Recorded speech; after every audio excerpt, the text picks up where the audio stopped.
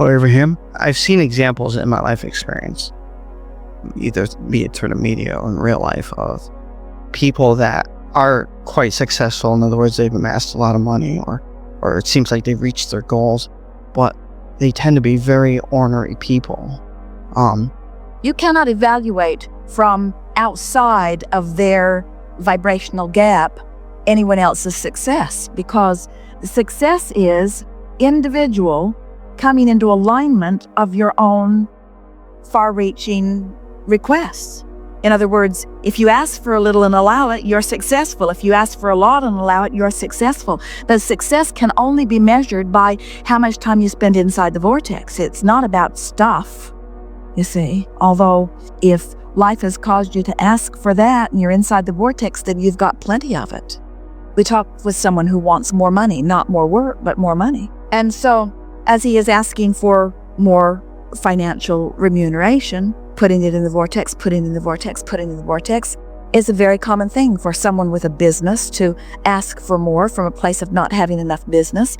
And they line up with the idea of it. They line up with the idea of more clients and more volume and more money flowing. They line up with the idea of that. And then the next time you talk to them, they're talking about not having enough time to enjoy their money. And so during that process, now they're asking for something more.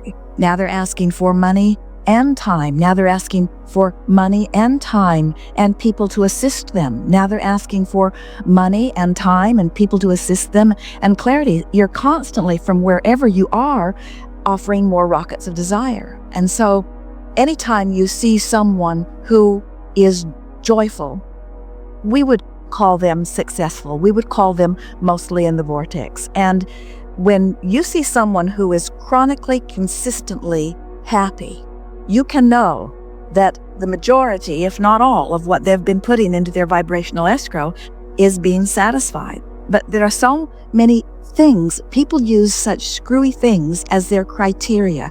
It's like sometimes even Esther will say to us, Abraham, you got to give it to me. That person is really inappropriate in that behavior. And we never come out of the vortex and support her in those kinds of conversations. And she'll say, oh, come on, surely you will acknowledge with me that there is something screwy about that behavior. But we never come out and acknowledge that there is something screwy about that behavior, because there is one thing that is always consistent, and that is your emotional guidance system.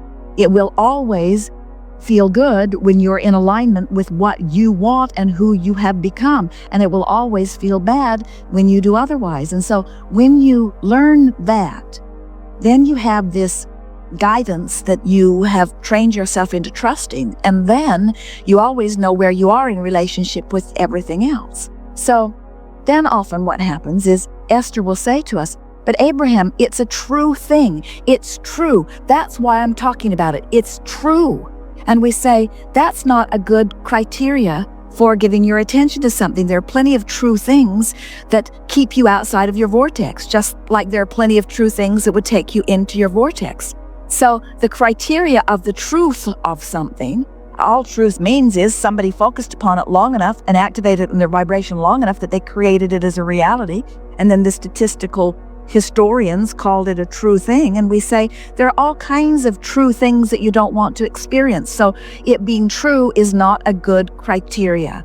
And the same thing applies to what is successful. Success doesn't mean somebody getting something that you want. Success means feeling good because you're in the vortex where everything that you want is. Can you feel the difference? I see. So it's the difference between just because somebody has something doesn't mean they're necessarily successful in the sense that they're happy and aligned with source. Someone could be born into a family to a parent who had been a very powerful creator, and they could have more money than they have any, from your perspective, seen and use for. And in that less contrasting environment, they may have put all kinds of different things in their vibrational escrow to which they have not yet found alignment. So you are standing back from your place of having put abundance in your vortex, and so you think that the receiving of abundance is the answer to everything that you are looking for, and you see this person who was born into abundance and they're miserable and complaining all the time, and then you conclude, see, money doesn't make you happy. How often do you hear that? And then many will say, well, I'd rather be unhappy and rich than unhappy and poor. But money does not bring happiness. Alignment brings happiness. And just because someone has money doesn't mean they have alignment, you see. More people on your planet today would say having plenty of money is the symbol of success more than being in their vortex. Most people don't even know there's a vortex. Most people don't know that there is a vibrational counterpart that is offering a signal, and that if you don't match up to it, you're out there raw and ragged. Everybody has emotion, but hardly anybody knows that their emotion is telling them their vibrational proximity to the larger part of who they are. So you got to put a whole different understanding on your statements of what success is. And from our perspective, success is alignment. Success is in the vortex. Success is focused thought. Success is control of the thoughts I think. Success is feeling my emotions and guiding my thoughts deliberately into harmony with the greater being that is really me. That is success. And once you get that figured out, then everything that life has caused you to ask for, which is already in your vortex and your inner being is already vibrationally living it, then you have it. Do you know that what you are the creator of is you? Do you know that you are the product of your own creation? You in the abundance that you seek, you in the body that you seek, you in the mindset that you seek, you in the relationships that you want. You are the creator of you. You are the creator and you are the created. You are what you are creating. It is your state of being. It is your state of life. It is your life. It is you. It is your that's what you're creating, you see. So what happiness is you letting yourself get up to speed with you. And then off you go again, and then you letting yourself get up to speed with you, and then off you go again. It's this eternal platform that we are all on, you see. Some say, well, when do I get it done? And we say, never. That's why you're eternal. You mean I never get it all done? No, then you'd really be dead, and there isn't any of that. If you could ever finally and completely close the gap so there was no more to reach for, it would be over. So guess what happens? Think about this. Could you ever finally close the gap once and for all? Sort of sounds like what it's like for non-physical, doesn't it? Where there's no discernible resistance. You could not discern from your vantage point, you could discern no contrast in the vibration of that which is source. So what happens? Source stands in that non-resistant state of being and sends a part of itself forward into a contrasting environment where more contrast is set forward. Do you understand the importance of what you are about? And do you understand why you shouldn't feel bad about having a step one moment? And do you understand why, once you've had your step one moment, that the source within you is standing there, having become all that you've asked for? Do you understand why it's such a sweet ride in the process of catching up with it? And do you understand that in the moment or even before you catch up, you're launching more rockets? Because that's the part you're playing, you see. So in this gathering, it is our desire to, first of all, make you feel ease about your step one moments because you're only fulfilling your reason for being. And next, to encourage you not to make a career out of your step one moments. Don't hang around always in step one. Keep reaching, keep reaching. Have your step one moments and then get in the vortex and then have another one and get in the vortex and then have another one and get in the vortex. So is there anything wrong with getting in there and feeling great and then slipping out for a moment and regrouping and remembering who you are and then getting back in?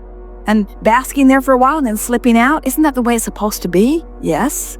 Isn't that the way it's supposed to be? Yes. Isn't that the way it's supposed to be?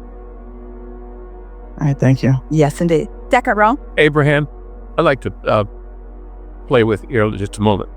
We had a couple conversations yesterday. One was a man who was disappointed because he had reached the level, financial level, a job level in life, and he couldn't see any way he could be advanced.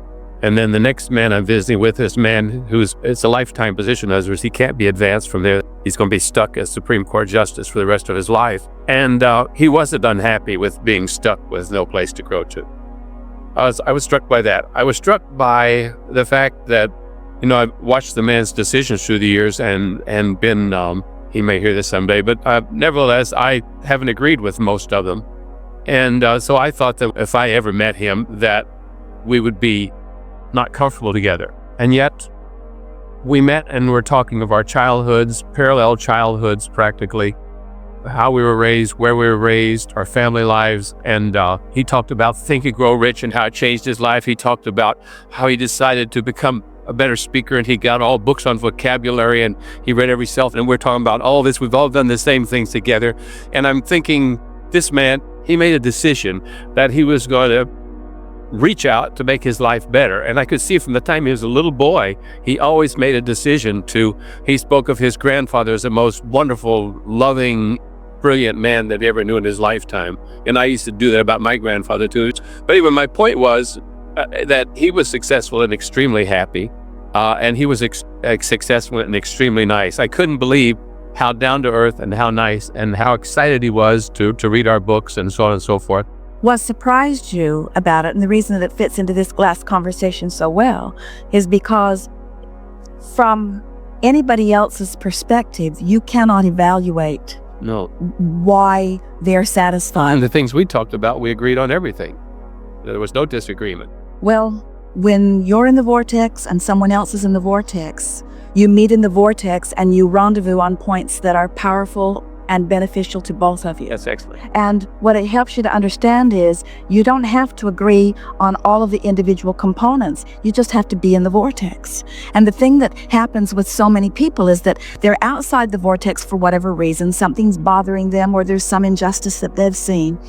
Now they're going to make it happen. I'm going to make this happen. A sort of feeling of trying really hard or even trying too hard. And so there you are, without the benefit of alignment and without the benefit of all of the resources of source, which makes you try all the harder. And so there you are out there, sort of on the raw and ragged edge, talking about this and talking about this and passing this law and passing this law and trying to get them to mind you and trying to get them to mind you and trying to get them to pay attention and trying to get them to pay attention, trying to bang this into place and try to stretch enough time out of this and try to make your money go further here and try to get people to agree with you about this. And it just goes on and on and on and on and on, this impossible quest, because outside the vortex, nothing works out, except that you put more stuff in the vortex. And then when you finally get tired enough that you die, or tired enough that you give up, or wise enough that you realize the struggle's not getting you anywhere,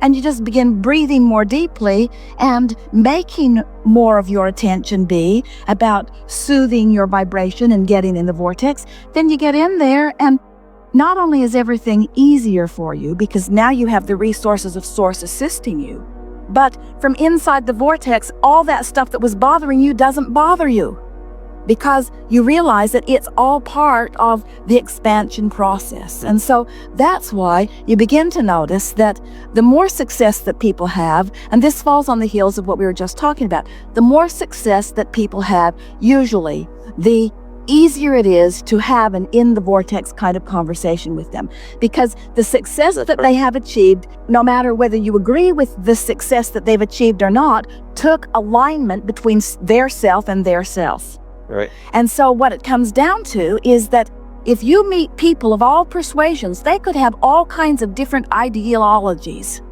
but if they are in harmony with themselves, then you have a common denominator upon which you can build a relationship, because when they're in harmony with who they really are, they are those who love. When you find somebody who's in alignment with who they really are, they are someone who appreciates easily. In other words, it doesn't matter what the subject of agreement or disagreement between the two of you is. If they're in agreement with who they are and you're in agreement with who you are, you will find many more parts of harmony than points of disharmony. You have much more harmony with every person on the planet than you do disharmony. But you don't know that because you are not in harmony with yourself, most of the time, and you're out there trying to do the impossible, trying to sort out all of the details of life, you see. Oh, well, I think this because of this, and I think this because of this, and what do you think about that, and what do you think about that, and what do you think about that, and what do you think about that, and what happened then, and that turned my mind that way, and then that happened over there, and that turned my mind that way, and that happened over there, and then did you see that, and we say, just kill me now. Just kill me now. You can never sort this stuff out. You can never sort it out. All this partisanship and all of this rationalization, all of this I'm smarter than you and my position is better than yours, all of that is just wasted life.